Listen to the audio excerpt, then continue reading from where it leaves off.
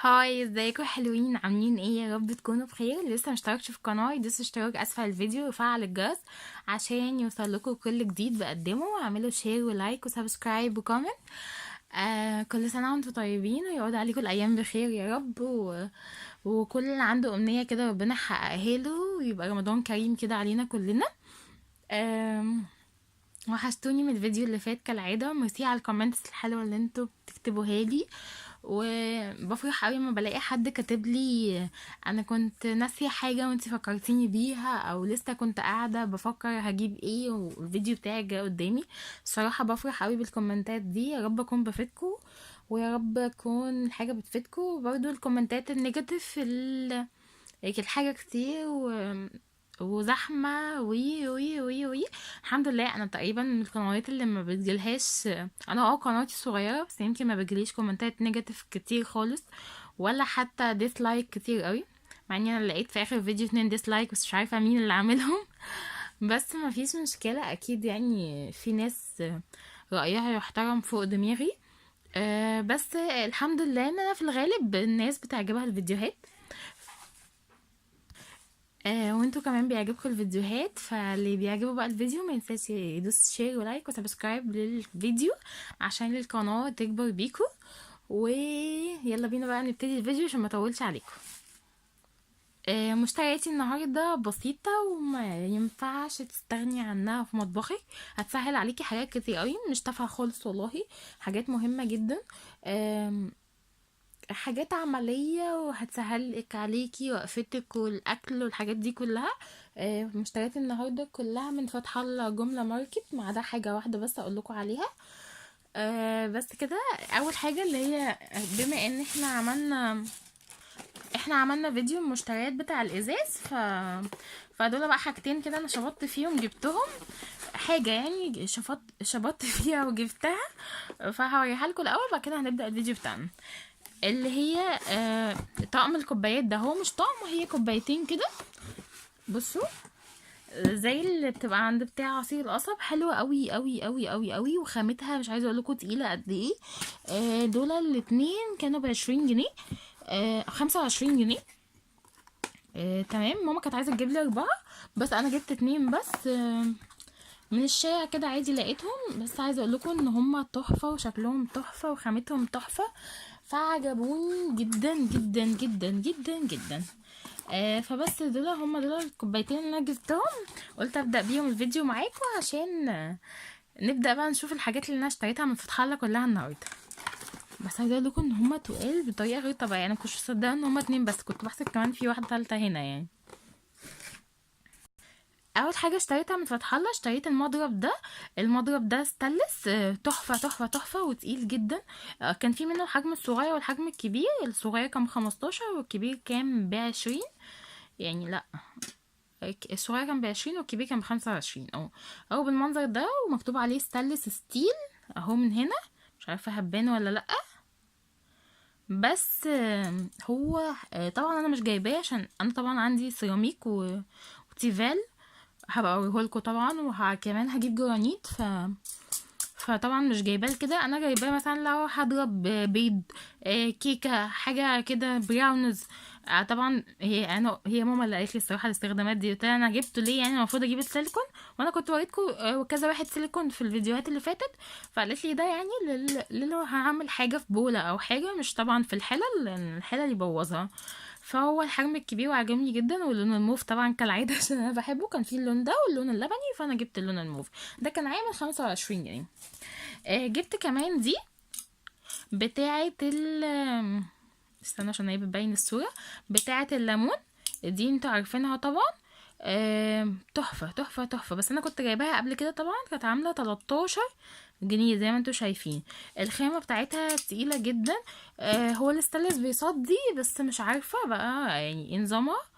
بس هي بالنسبه لي حلوه وتقيله احسن من البلاستيك يعني. بس انا ممكن اجيب كمان البلاستيك عشان يعني لو الستانلس صدى. دي عصاره الليمون.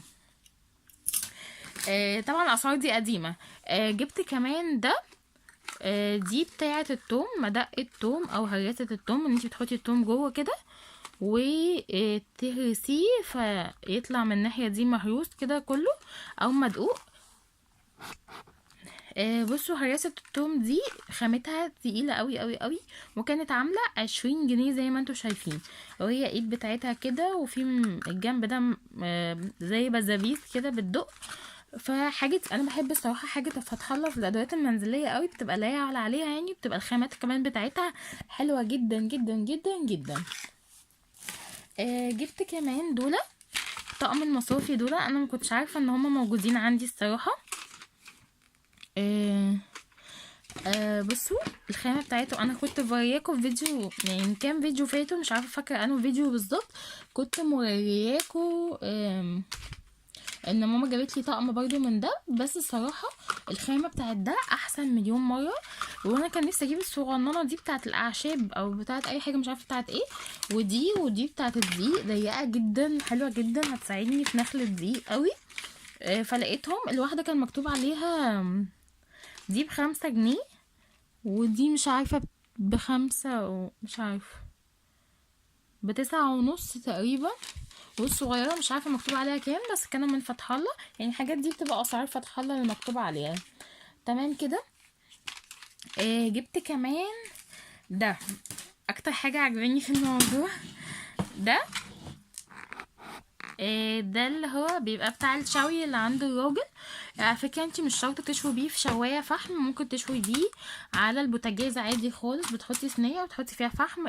قصة كده، انا شفت اصلا شواية طالعة بستاند زي ده، صينية طالعة بستاند زي ده، وسألت عليها في جروب على الفيسبوك، طلعت ب400 جنيه او 450 جنيه.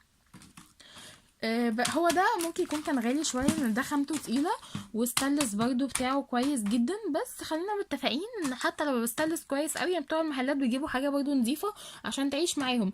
برضو هياخد اللون بتاع الشوي وهيغير لونه والحاجات دي كلها.